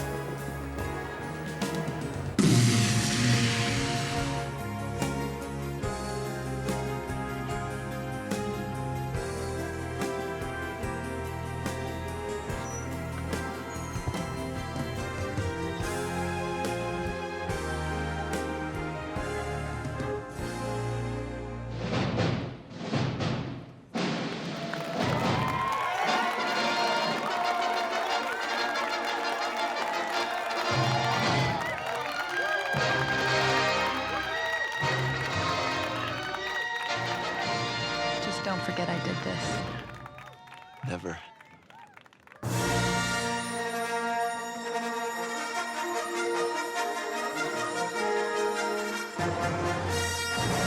Bye, Patty.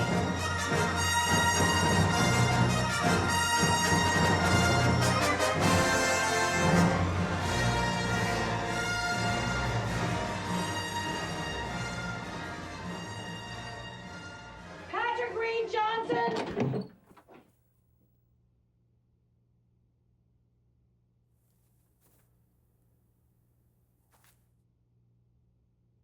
What happened?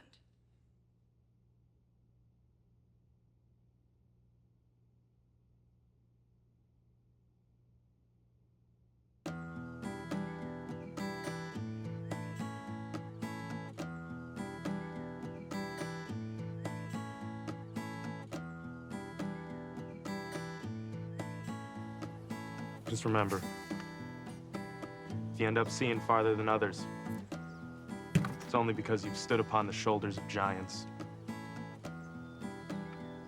Who are you? I'll see ya. Hey, buddy. Make good movies. And watch out for girls. Oh, I'll try. Have a nice trip. We'll be back in a week. Shut up, Jody. Where the horizon cuts the You don't have to say anything. Yeah, I do. Thank you. Someday I'll touch the blue, blue sky. Go on. Whoa, whoa. Go west, young man. I'll shout if I need you. I'll touch the blue, blue sky. If I could kiss this earth goodbye and cruise the never-ending sky where the horizon cuts the air, wait for me down there. Someday I'll touch the blue, blue sky. Whoa. Someday I'll touch the blue, blue sky.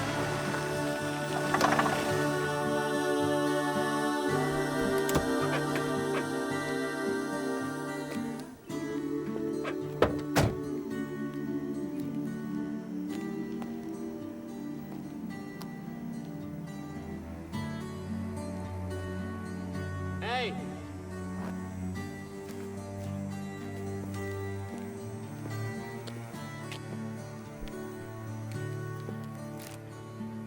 Forgot something.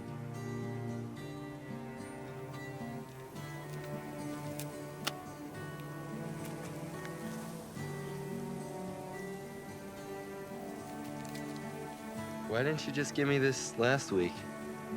Because you didn't really need it last week. Now you do.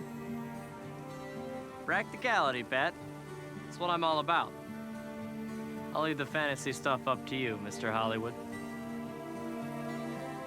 Hollywood's just my monolith. Might be a door, might be a wall. Won't know till I touch it. What the hell are you talking about? Forget it. Just don't come back as a giant baby floating over the earth.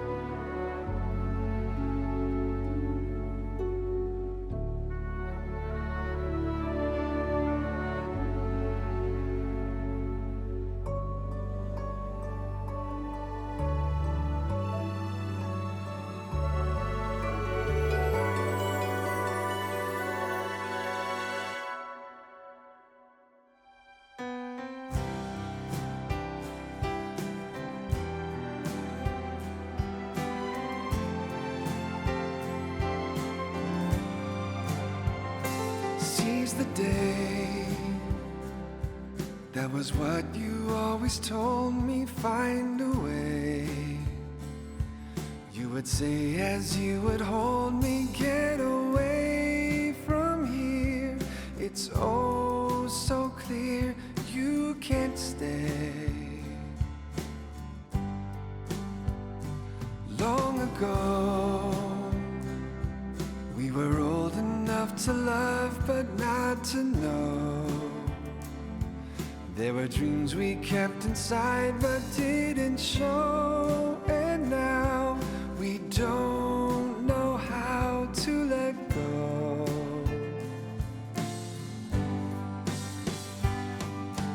I can't get there from here, and you can't get here from there, and we can't go anywhere as long as we're still standing on this road that leads nowhere.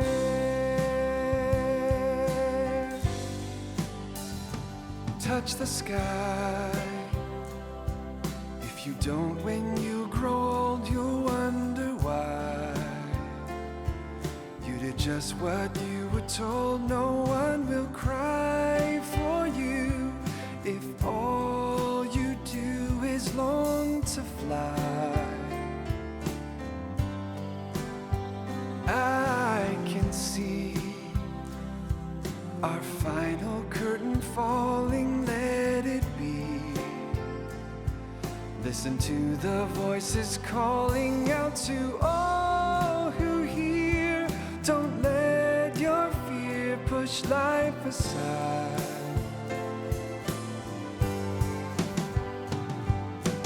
I can't get there from here, and you can't get here from there, and we can't go anywhere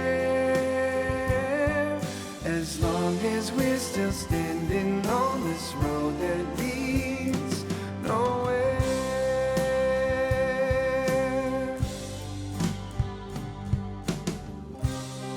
But out there it gleams, far beyond all the things we know.